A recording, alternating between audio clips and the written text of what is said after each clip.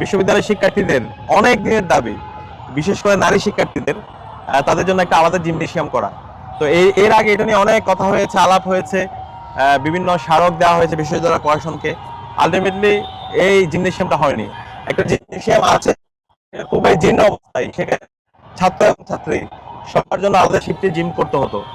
তো আমরা দায়িত্ব নেওয়ার পর আমরা চেষ্টা করছিলাম, বিশ্ববিদ্যালয় প্রশাসনকে বলেছি, কিন্তু বিশ্ববিদ্যালয় প্রশাসনের যে মুখস্থ উত্তর যে ফান্ড নেই, যার জন্য চাই সেটা যত যৌক্তিক দাবি হোক তারা এক বাক্যে বলে দেওয়া হচ্ছে আমাদের ফান্ড নেই।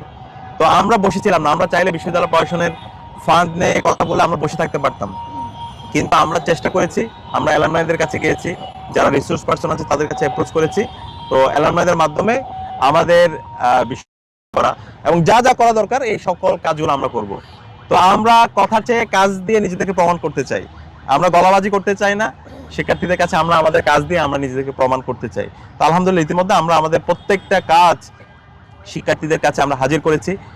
ইতিমধ্যে আমরা সেন্ট্রাল মসজিদ দেখতে পেয়েছেন, সেন্ট্রাল মসজিদে আমূল পরিবর্তন হয়েছে। 65 বছর পরে সেন্ট্রাল মসজিদের সংস্কার হয়েছে এবং এই মসজিদটা খুব দ্রুত সময়ের মধ্যে একটা কমপ্লেক্স, কমিউনিটি কমপ্লেক্স আমরা স্থাপন করব, যে এই মসজিদের মধ্যে নারীদের জন্য নামাজের বড় জায়গা থাকবে, ওখানে সেমিনার রুম থাকবে, ওখানে লাইব্রেরি থাকবে, একই সাথে হচ্ছে ওইখানে গবেষণার জন্য আলাদা সেন্টার, সব আধুনিক যে মসজিদের যে প্রস্তাবনা এই সকল কিছুর বাস্তবায়ন আমরা আমাদের নতুন সেন্ট্রাল মসজিদে করব। এর বাইরে আমাদের ক্যাম্পাসের প্রত্যেকটা হলের মসজিদগুলো আমরা সংস্কার করছি, উপাসনালয়গুলো আমরা সংস্কার করছি। আমাদের বিশ্ববিদ্যালয় মেডিকেল সেন্টার, যেটাকে আগে নাফা সেন্টার বলা হতো, সেই মেডিকেল সেন্টারে আমূল পরিবর্তন হয়েছে। এর পাশাপাশি আমাদের টিএসসিতে নাগরিক সেবা কেন্দ্র হয়েছে, যে নাগরিক সেবা কেন্দ্রে শিক্ষার্থীরা এখন টিএসসি থেকে তার পাসপোর্ট শুরু করে যত নাগরিক সেবা দরকার সেই সেবাগুলো তারা নিতে পারবে। এবং সবচেয়ে বড় কাজ হচ্ছে বিশ্ববিদ্যালয়ে 2841 কোটি টাকার একটা অধিকতর উন্নয়ন প্রকল্প এসেছে, যে প্রকল্পের আওতায় ছাত্রীদের জন্য 5টা হল এবং ছাত্রদের জন্য 5টা হল, মোট 10টা হল নির্মাণ হবে। এবং এই হল নির্মাণের কাজ ইতিমধ্যে ড্রাফটের জন্য বাজেট দিয়ে দেওয়া হয়েছে এবং খুব দ্রুত সময়ের মধ্যে হল নির্মাণের কাজ শুরু হবে। তো এই হল নির্মাণগুলো যদি কাজ শেষ হয়, ইনশাআল্লাহ ঢাকা বিশ্ববিদ্যালয়ে কোনো ধরনের আবাসন সংকট থাকবে না।